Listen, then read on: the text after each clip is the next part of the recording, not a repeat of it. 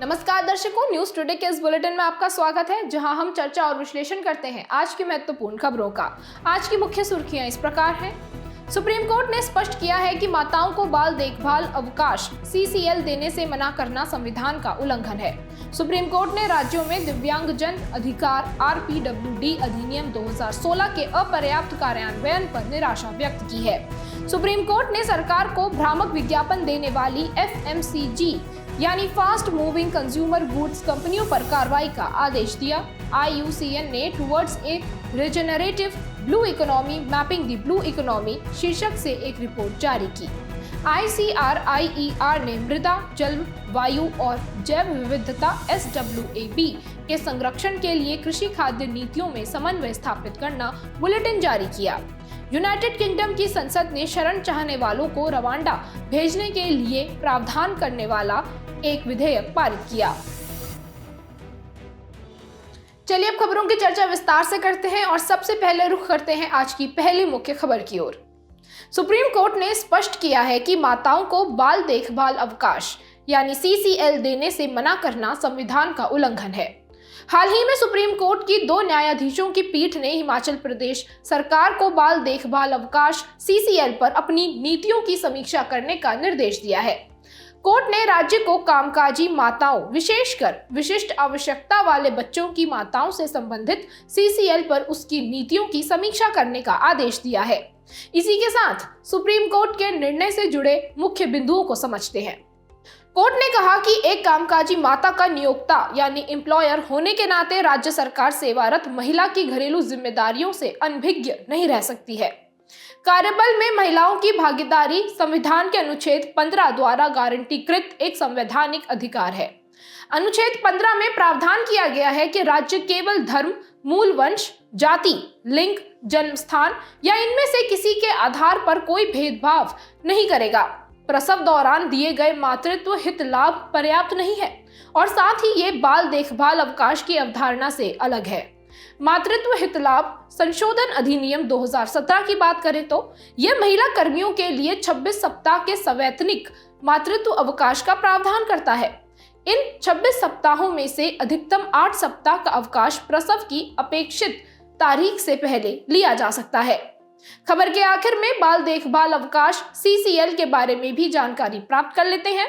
केंद्रीय सिविल सेवा अवकाश नियमावली 1972 के नियम 43C में 18 वर्ष से कम उम्र के बच्चों वाली महिला कर्मचारियों को अपने बच्चों के देखभाल के लिए संपूर्ण सेवा वर्ष में 730 दिन के CCL का प्रावधान किया गया है। वहीं दिव्यांग बच्चे के मामले में कोई आयु सीमा निर्धारित नहीं की गई है।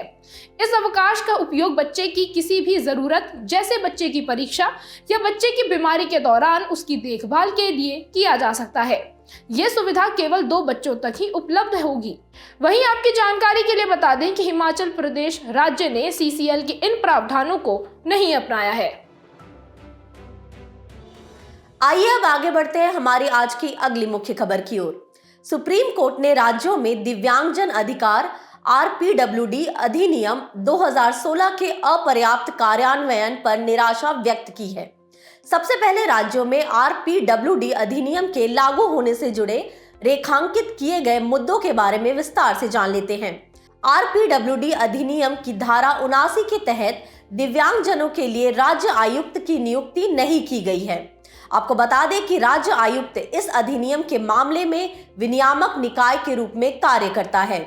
वह निधि के वितरण और अधिनियम के लागू होने की निगरानी करता है।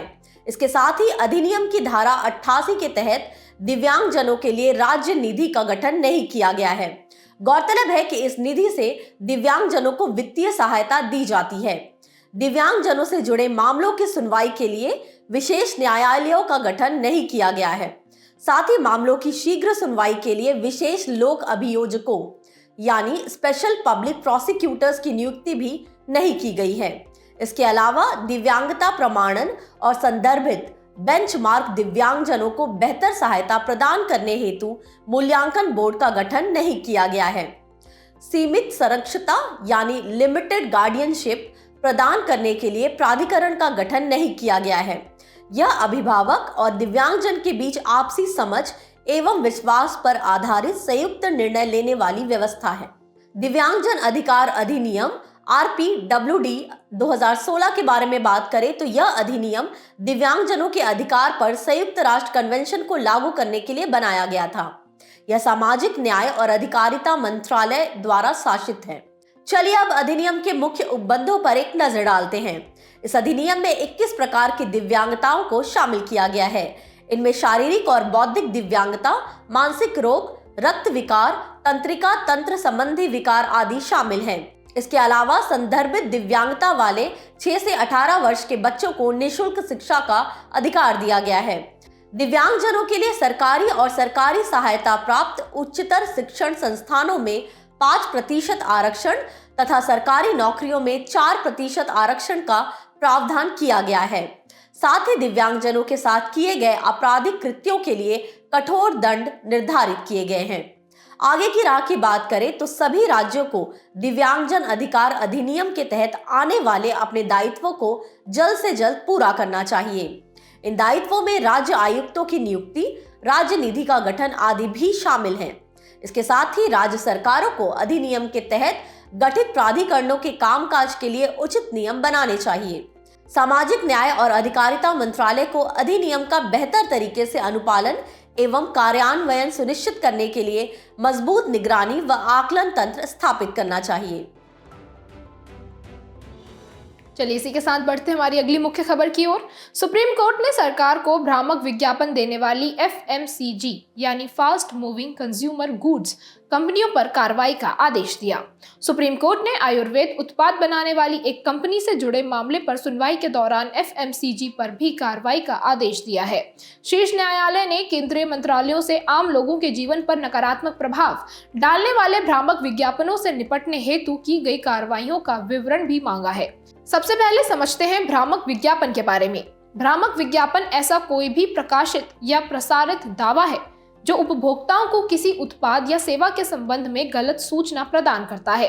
उपभोक्ता संरक्षण अधिनियम 2019 के तहत ऐसा कोई भी विज्ञापन भ्रामक माना जाता है यदि वो किसी उत्पाद या सेवा के बारे में गलत जानकारी देता है, किसी उत्पाद या सेवा की प्रकृति, मात्रा या गुणवत्ता की झूठी गारंटी देता है, अनुचित व्यापार व्यवहार का समर्थन करता है या उसमें जानबूझकर उत्पाद से संबंधित महत्वपूर्ण जानकारी छुपाई गई है। भ्रामक विज्ञापनों का प्रभाव किस तरह से होता है, चलिए इस बारे में भी जानकारी प्राप्त करते हैं। ये उपभोक्ताओं के सूचना और पसंद के अधिकार का उल्लंघन करते हैं। ये उपभोक्ताओं को वित्तीय हानि और मानसिक पीड़ा पहुंचा सकते हैं। साथ ही ये उपभोक्ताओं के स्वास्थ्य और सुरक्षा को गंभीर खतरा भी पहुंचा सकते हैं। ऐसा विशेष रूप से उन दवाओं या चिकित्सा उपकरणों के भ्रामक विज्ञापन के कारण हो सकता है जिनके प्रभाव के बारे में संदेह है। भ्रामक विज्ञापनों से निपटने के लिए की गई पहलों पर भी एक नजर डालते हैं। केंद्रीय उपभोक्ता संरक्षण प्राधिकरण CCPA ने भ्रामक विज्ञापनों और भ्रामक विज्ञापनों के अनुमोदन की रोकथाम के लिए दिशा निर्देश 2022 जारी किए हैं। दूसरी पहल है औषधि और चमत्कारिक उपचार अधिनियम 1954। ये चमत्कारिक गुणों वाले कथित उपचारों के विज्ञापन पर प्रतिबंध लगाता है। तीसरा है उपभोक्ता संरक्षण अधिनियम 2019। इसके तहत भ्रामक विज्ञापनों से संबंधित मामलों को विनियमित करने के लिए CCPA की स्थापना का प्रावधान किया गया है। और अंत में खाद्य संरक्षा और मानक अधिनियम 2006। ये खाद्य पदार्थों से संबंधित भ्रामक विज्ञापनों पर जुर्माना लगाने का प्रावधान करता है। चलिए अब बात करते हैं आज की अगली मुख्य खबर के बारे में। IUCN ने towards a regenerative blue economy mapping the blue economy शीर्षक से एक रिपोर्ट जारी की। यह रिपोर्ट रीजनरेटिव ब्लू इकोनॉमी यानी पुनरुत्पादक नीली अर्थव्यवस्था के लिए एक स्पष्ट परिभाषा और संस्थापक सिद्धांतों का प्रस्ताव प्रस्तुत करती है। आपको बता दें कि IUCN ने 3 प्रकार की ब्लू इकोनॉमी को परिभाषित करने वाला एक फ्रेमवर्क विकसित किया है। इसमें पुनरुत्पादक यानी समावेशी व एकीकृत नीली अर्थव्यवस्था, संधारणीय यानी हरित नीली अर्थव्यवस्था और ब्राउन यानी भूरी महासागरीय अर्थव्यवस्था शामिल है। इस रिपोर्ट के अनुसार RBE उच्चतम संधारणीयता के स्तर पर है। चलिए अब रीजनरेटिव ब्लू इकोनॉमी के बारे में समझते हैं। यह एक आर्थिक मॉडल है। यह महासागरीय, समुद्री तथा तटीय पारिस्थितिकी तंत्रों के प्रभावी पुनरुत्पादन और संरक्षण को टिकाऊ व कम या बिना कार्बन वाली आर्थिक गतिविधियों तथा वर्तमान एवं भविष्य में उचित समृद्धि के साथ जोड़ता है। आरबीई के संस्थापक सिद्धांतों में कई पहलू शामिल होंगे, जैसे प्राथमिकताओं के रूप में समुद्री और तटीय पारिस्थितिकी प्रणालियों, समुद्री संसाधनों और प्राकृतिक पूंजी की सुरक्षा, पुनर्स्थापन, लचीलापन और पुनरुत्पादन, प्रभावित आबादी के समावेशन, निष्पक्षता, एकजुटता, कल्याण और लचीलेपन को प्राथमिकता देना, वैज्ञानिक आकलन के साथ समावेशी और सहभागी गवर्नेंस प्रणाली, तटीय आबादी तथा देशज लोगों की जरूरतों को अनिवार्य रूप से ध्यान में रखना आदि। कुछ गतिविधियों को इसके दायरे से बाहर रखा गया है, जैसे कि कार्बन कटौती संबंधी उद्देश्यों के अनुरूप न होने के कारण तेल उत्पादन गतिविधि या समुद्री पारिस्थितिकी तंत्र के लिए खतरा उत्पन्न होने के कारण गहरे समुद्र में खनन। आरबीई के लिए की गई सिफारिशों के अनुसार वित्त पोषण को पुनरुत्पादक गतिविधियों के लिए सुनिश्चित करना चाहिए। ग्लोबल साउथ में विज्ञान और नवाचार आधार का विस्तार करना चाहिए। समुद्री स्तर पर उपाय करने के लिए स्थानीय हितधारकों को सशक्त बनाना चाहिए आदि। रीजनरेटिव ब्लू इकोनॉमी को बढ़ावा देने वाली पहले वैश्विक IUCN की nature 2030, great blue wall initiative, स्वच्छ समुद्र अभियान, मोरोनी घोषणा पत्र और Cape Town manifesto. Bharat maritime India vision 2030, deep ocean mission, प्रधानमंत्री मत्स्य संपदा योजना, एकीकृत तटीय क्षेत्र प्रबंधन आदि।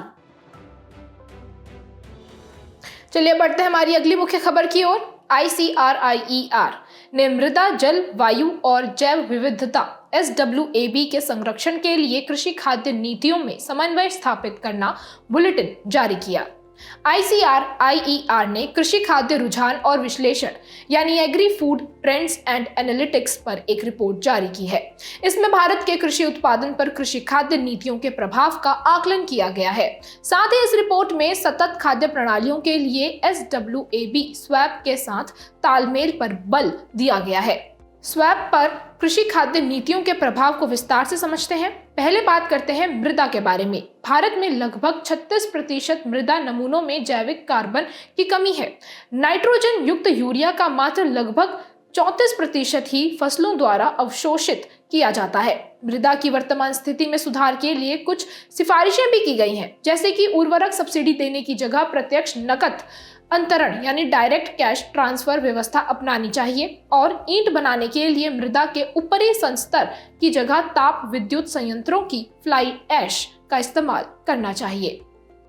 दूसरा है जल। 1950 से 51 और 2021 से 22 के बीच कुल सिंचाई में भूजल से सिंचाई की हिस्सेदारी 29% से बढ़कर 60% हो गई थी।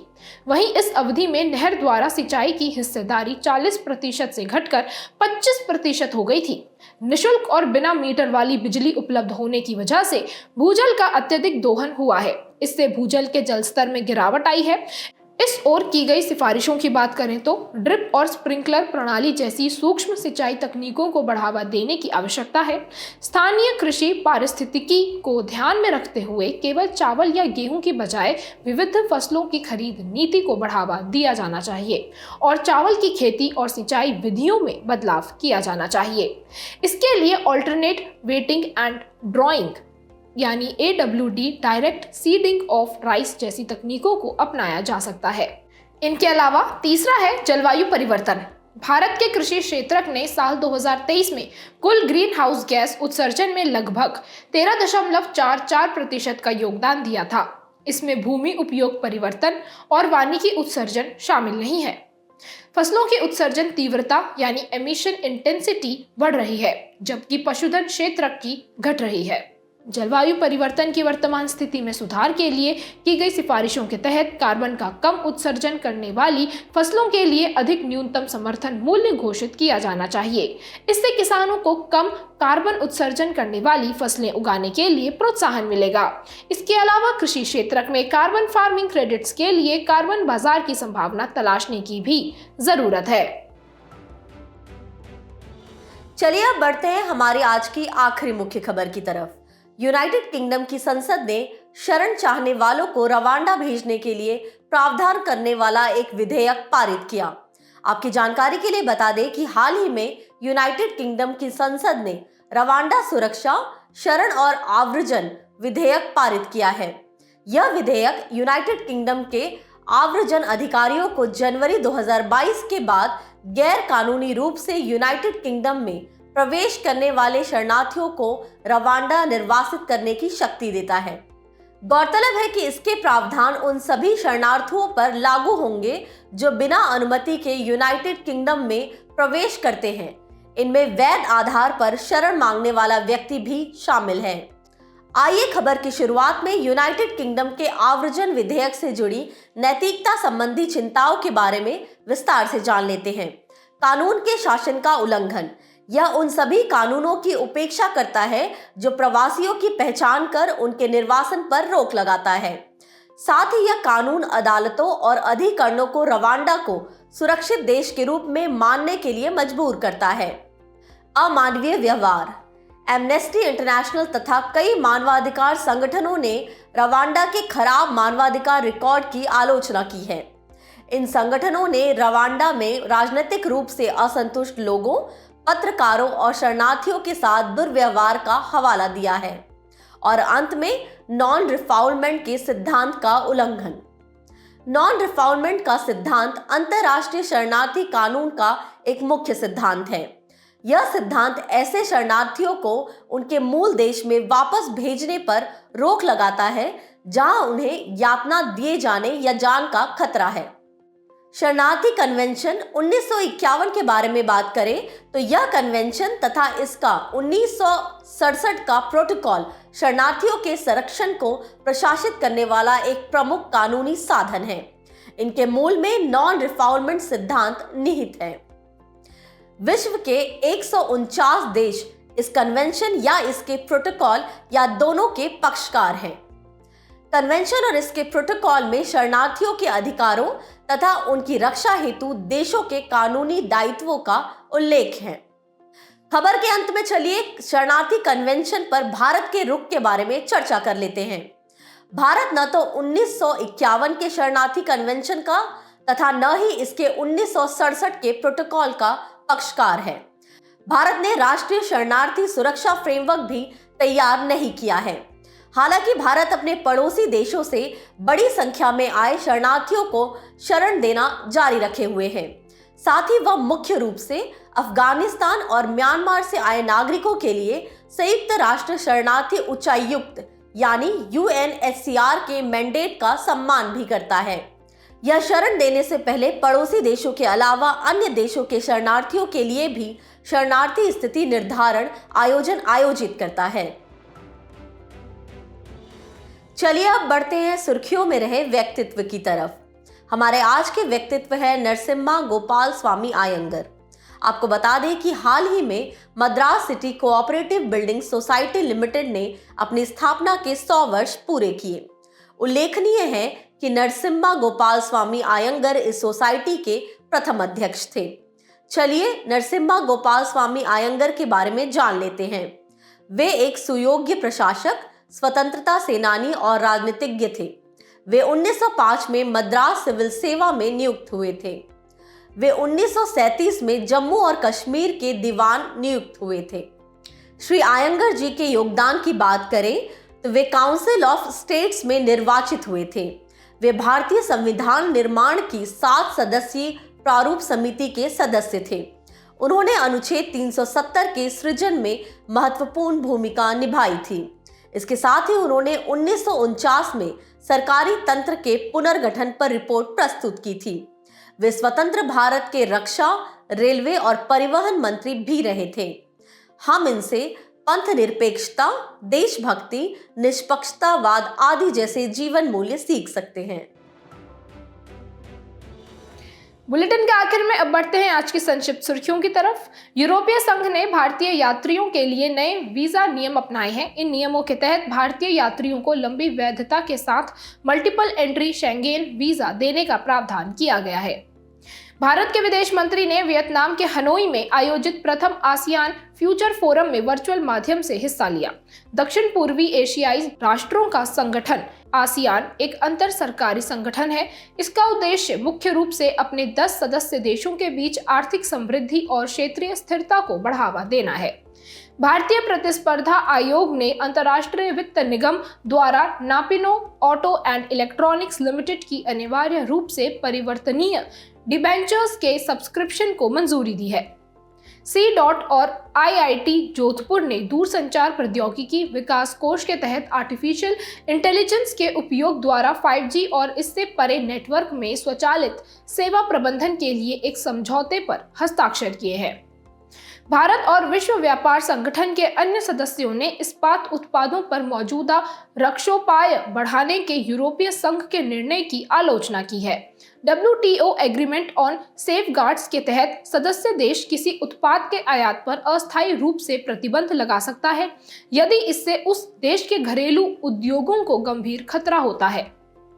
भारत में स्थित इजरायली दूतावास मिलियन मियावाकी प्रोजेक्ट में शामिल हो गया है। ये एक समुदाय के नेतृत्व वाली पहल है। इसका उद्देश्य शहरी क्षेत्रों में बड़े पैमाने पर वनीकरण करके भारतीय शहरों की वायु गुणवत्ता में सुधार करना है। विश्व स्वास्थ्य संगठन ने अलग अलग खाद्य श्रेणियों के लिए अपने वैश्विक सोडियम बेंचमार्क्स का दूसरा संस्करण जारी किया है। यह WHO की व्यापक पहल का हिस्सा है। इसका उद्देश्य सोडियम के सेवन को कम करना तथा हाई ब्लड प्रेशर और मोटापे से संबंधित क्रोनिक बीमारियों की रोकथाम करना है। तमिलनाडु की सरकार पुलिकट झील पक्षी अभयारण्य के एक बड़े क्षेत्र को डीनोटिफाई करने की योजना बना रही है। यह आंध्र प्रदेश और तमिलनाडु की सीमा पर बंगाल की खाड़ी के तट पर अवस्थित है।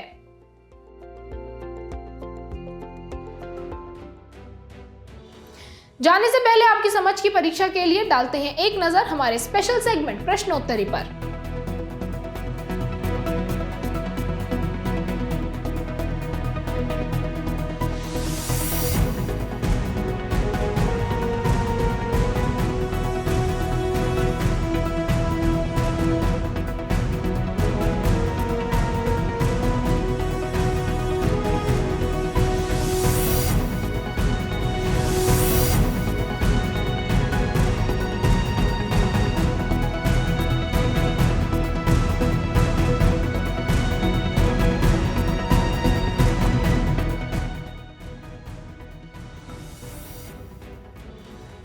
हमसे जुड़ने के लिए आपका धन्यवाद। उम्मीद है न्यूज़ टुडे का ये बुलेटिन आपको पसंद आया होगा। न्यूज़ टुडे की PDF को डाउनलोड करने के लिए और आज की क्विज के उत्तर के लिए डिस्क्रिप्शन में दिए गए लिंक्स पर क्लिक कीजिए।